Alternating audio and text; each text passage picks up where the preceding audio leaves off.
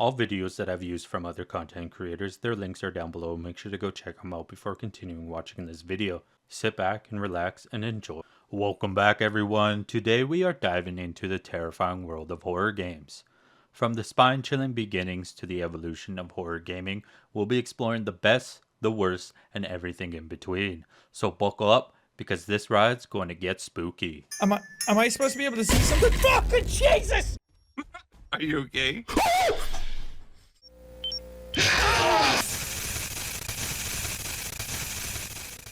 The history of horror games dates back to the early 1980s.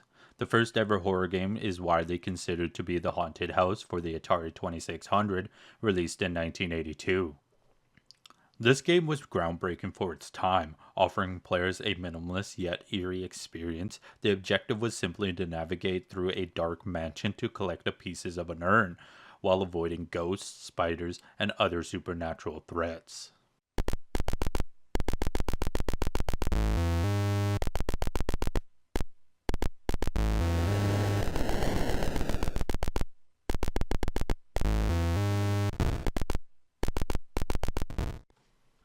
Despite the limited graphics and sound, Haunted House managed to create a tense atmosphere, laying the foundation for future horror games.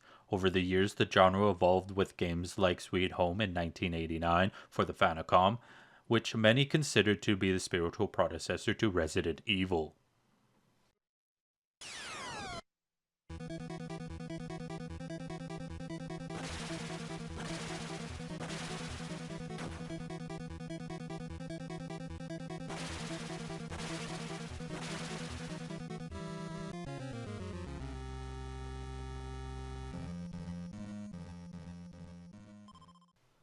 As technology advanced, so did the horror genre. The 90s brought us classics like Resident Evil in 1996, which introduced the concept of survival horror.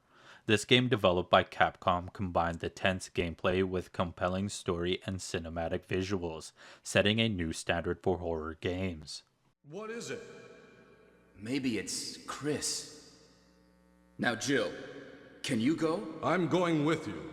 Chris is our old partner, you know. Okay, let me handle this.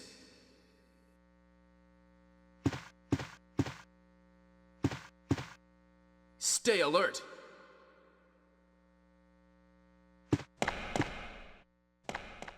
The early 2000s saw the rise of psychological horror with games like Silent Hill 2 in 2001.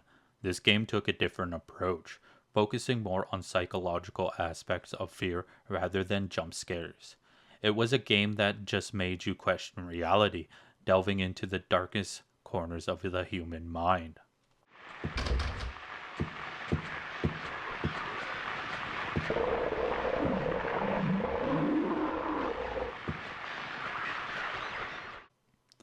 Fast forward to the present, and the horror games have diversified significantly.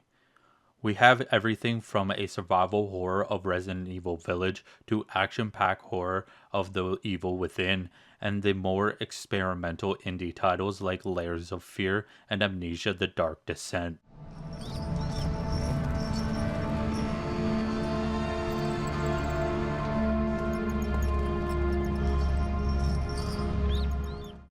Let's just strut my way. That's it. Perfection. What the? Give me that! Hey! Shut up! When it comes to the best reviewed horror games, Resident Evil 4 is often at the top of the list.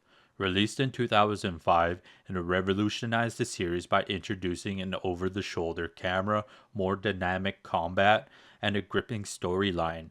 It's a game that's still regarded as a masterpiece nearly 2 decades later.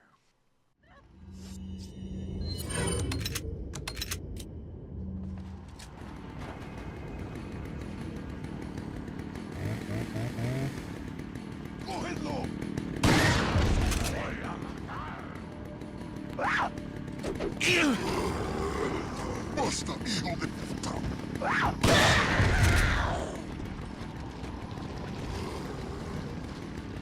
Voy a hacer picadillo. On the other end of the spectrum, we have some horror games that didn't quite make the mark. Alone in the Dark Illumination from 2015 is often cited as one of the worst reviewed horror games. Despite its legendary franchise name, it was plagued with technical issues, poor design choices, and a lackluster story, making it major disappointment for fans.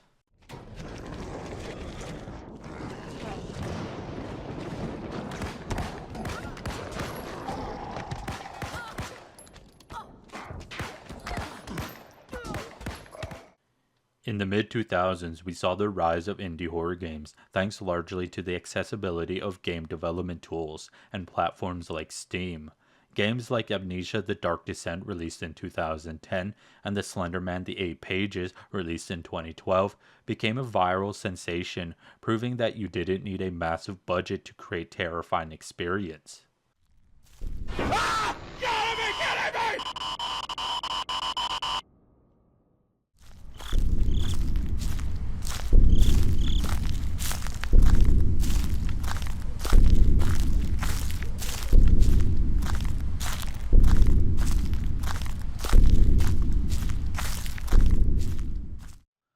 These indie titles focus on atmosphere, psychological horror, and an innovative gameplay mechanics. They inspired a new wave of horror games that relied less on combat and more on creating a sense of dread.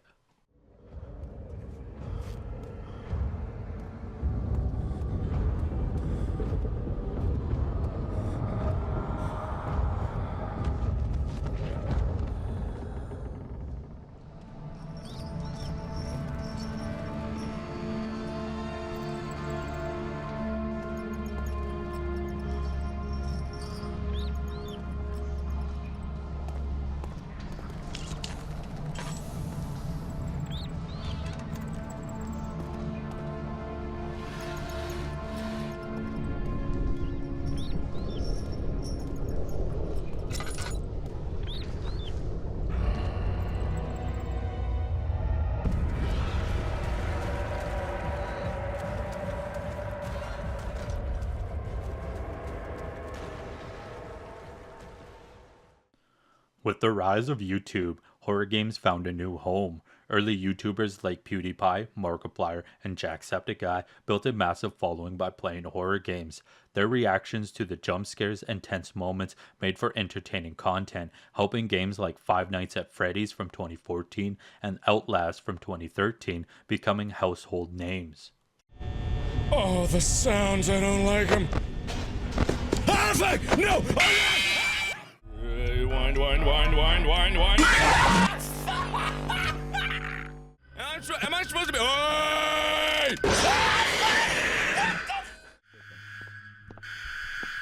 Alright, here we go. Oh, not you! Close the door. Stop. Close the door, bro. Alright, that's